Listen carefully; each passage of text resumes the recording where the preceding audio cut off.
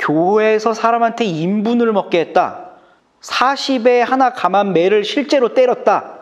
좋아하는 누사도 돼요. 안녕하세요. 기변TV 민목입니다. 3주일 만에 여러분께 인사드리게 됩니다. 지난 3주일 동안 작업하는 게 굉장히 많아서 시간을 내질 못했습니다. 책을 만들고 있는데요.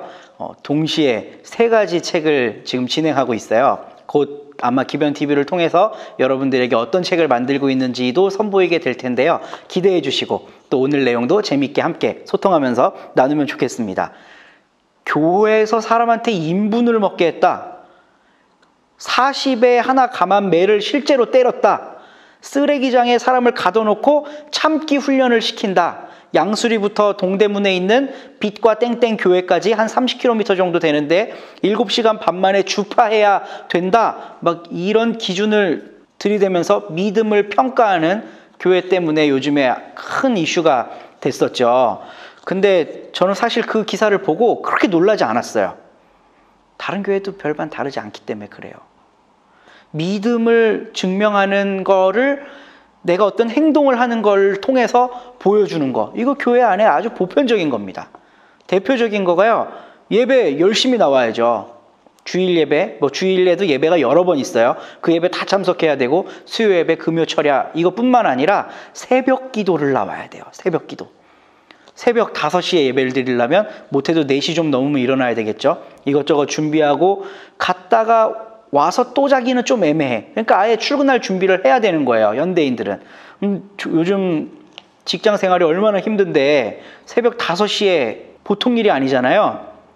그런 고통스러운 일을 잘 감당을 해야 믿음이 있는 걸로 생각하는 거, 이거 보통 교회들 다 그렇게 생각하거든요. 그래서 저는 이 기사를 보고 그렇게 놀라지 않았어요. 그리고 정말 저의 개인적인 이야기를 또 한번 해보자면, 제가 어릴 때 교회와 교회 관련된 기관들에서 전도 훈련, 선교 캠프 이런 걸 많이 했었거든요. 그 모태 신앙으로 자라갔고요. 근데 물론 그 단체를 제가 귀중하다고 여기지만 어린 애들한테 선교사 훈련을 시킨다고 라면만 주고 알아서 도구를 구해서 끓여 먹으라는 거예요. 그럼 막 가다가 그 세숫대야 같은 거를 어디서 주워 와갖고 거기다 개울물을 퍼서 장작을 떼갖고 불을 지피고 거기에 밥을 해먹고 이랬던 기억이 있거든요.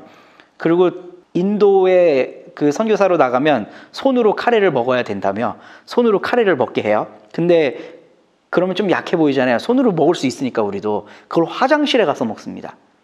푸세식 화장실에.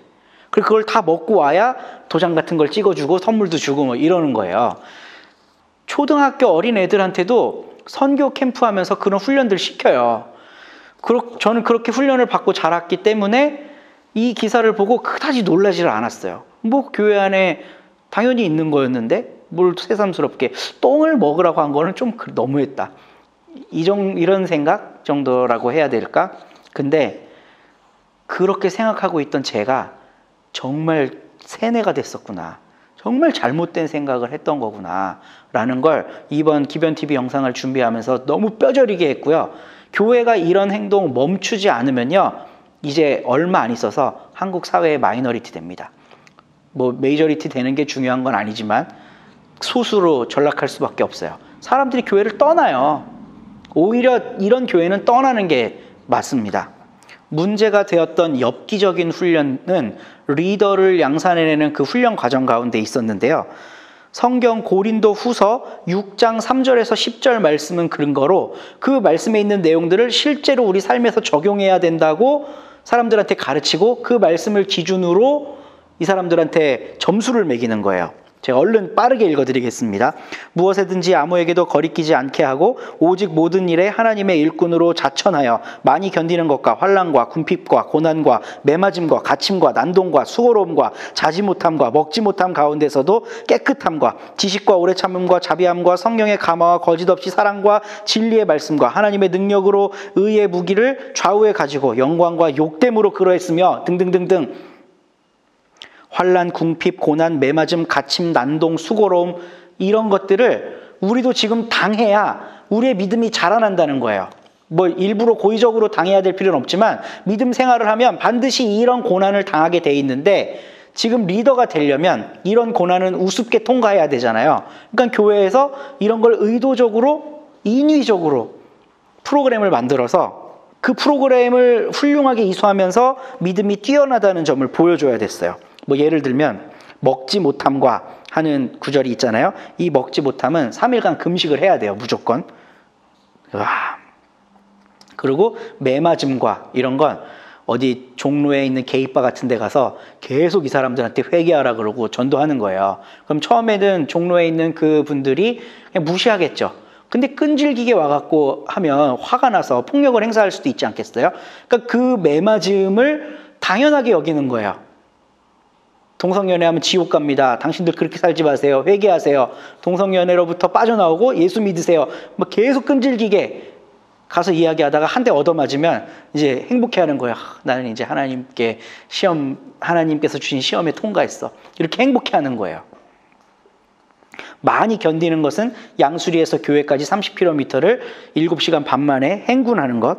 갇힘은 음식물 쓰레기장에서 3시간 동안 갇혀 있어야 된답니다.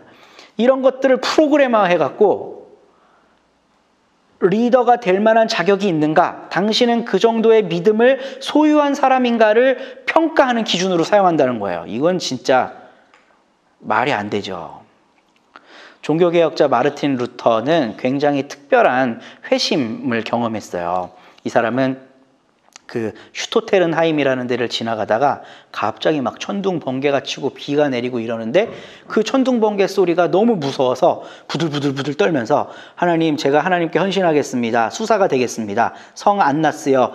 제가 수사로 서원할 테니까 저를 살려주십시오. 이렇게 서원 기도를 한 거예요. 이게 루터가 이제 가톨릭의 사제가 되는 계기가 되는 거죠. 이건 너무 극적이고 드라마틱한 거라 영화에도 나옵니다. 영화 하나 나가는데 보시죠.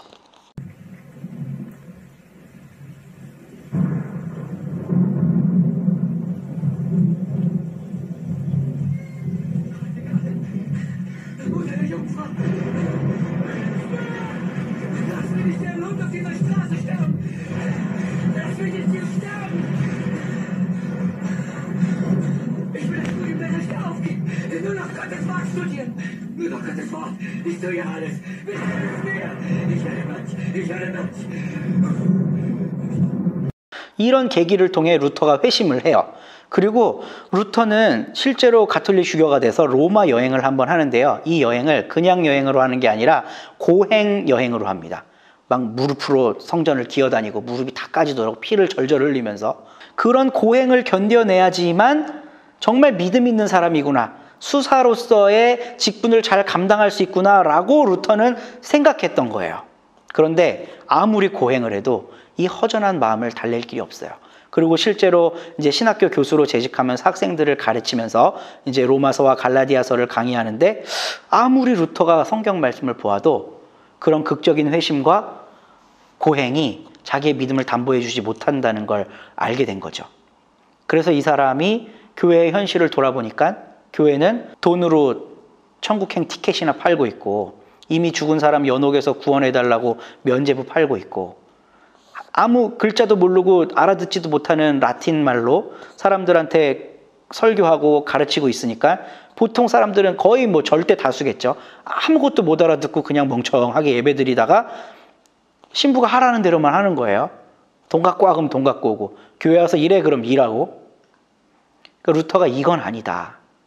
이거는 참된 신앙이 아니다 해서 종교개혁을 일으킨 거거든요. 근데 지금 루터가 이건 아니다 했던 그 똑같아요. 거의 상황이. 고행을 해야 내 믿음을 증명하는 방법으로 성경에 나와 있는 것들을 실제 삶에서 적용해서 해야 이 사람이 리더의 자질이 있고 믿음 있는 사람이라고 평가하는 거. 이거 비단 빛과 진리교회 이야기만이 아니에요. 보통 교회들도 거의 다 마찬가지예요.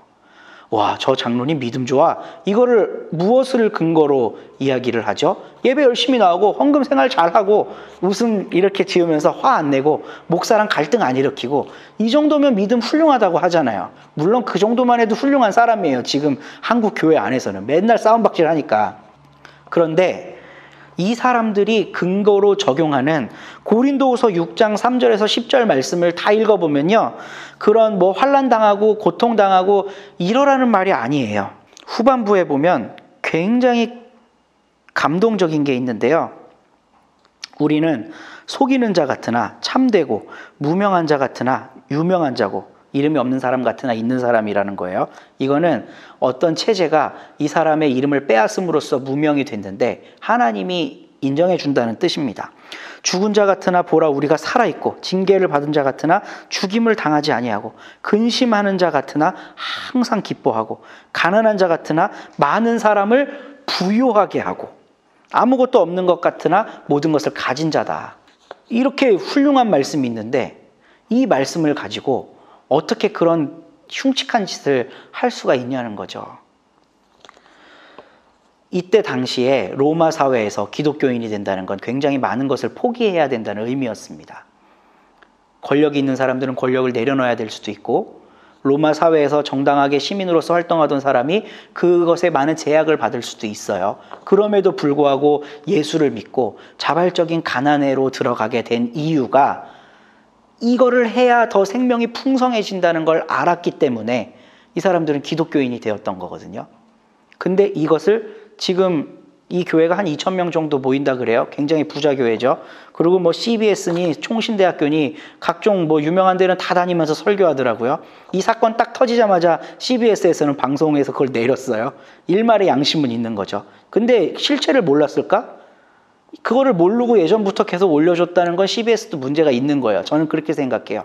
그리고 총신대 지금 내렸는지 모르겠는데 제가 들어가서 총신대에서 무슨 설교 하나 한번 들어봤어요. 청산 뉴스예요. 근데 내용의 본질을 살펴보잖아요. 섬뜩해집니다. 이 사람이 총신대 이제 개강 채플이었는지 춘계 신앙사경인지 거기에서 한 4, 50분 동안 사람들한테 설교를 하는데 설교의 내용이 이거예요. 일단 자기 교회 자랑 엄청 해요. 우리 교회는 청년이 거의 대부분인 교회다. 근데 나는 청년을 주가 되게 하기 위해서 청년들의 자존감을 높였다. 그래서 우리 교회는 어른들한테 인사 안 한다. 이렇게 얘기하더라고. 이게 동방예의지국에서 이게 뭐 하는 짓이야? 그럼 멋있어 보이나? 청년들이 어른들한테 인사 안 한대요. 그리고 자기도 목사님 이렇게 안 부르고 닉네임을 부른대. 어디 사기를 치고 있어. 다 목사라고 부르더만. 그렇게 있어 보이는 척, 청년들의 인권을 높여주는 척, 그들을 주체가 되는 척하게 했으나 이 성경 말씀을 가지고 그들을 노예화하고 있는 거예요. 똥을 먹이고 더러운 데 가서 있게 하고 때리고 인격이 당하지 않아야 될 그런 수모들을 겪어내게 하는 게 그 노예가 아니고 뭐예요? 그런데 청년들은 오히려 경쟁이 되는 거지. 이게 쟤는 잘하고 있으니까. 그러니까 그걸 더 열심히 하려고 그래. 이게 사람을 노예화하는 굉장히 강력한 방법이거든요. 우리가 일제 식민지에서부터 해방이 되었다고 하지만 그 의식이 아직 식민적 사관에 사로잡혀 있으면 참된 해방이 된 게 아닌 거거든요. 몸은 8.15를 맞았지만 영혼과 정신은 아직 일제강점기를 살고 있는 거예요. 일본 말이라도 해야 먹고 산다. 그래도 일본이 우리나라에 병원도 많이 지어주고 철길도 깔고 고마운 나라 아니냐. 이딴 생각을 하는 게 식민지적 근성이거든요. 근데 청년 애들을 그런 애들로 만드는 거예요. 지금 이 교회와 목사가. 절대로 이래서는 안 됩니다. 마르틴 루터는 참된 회심을 비텐베르크 성당에 95개조를 붙이면서 하게 되는데요.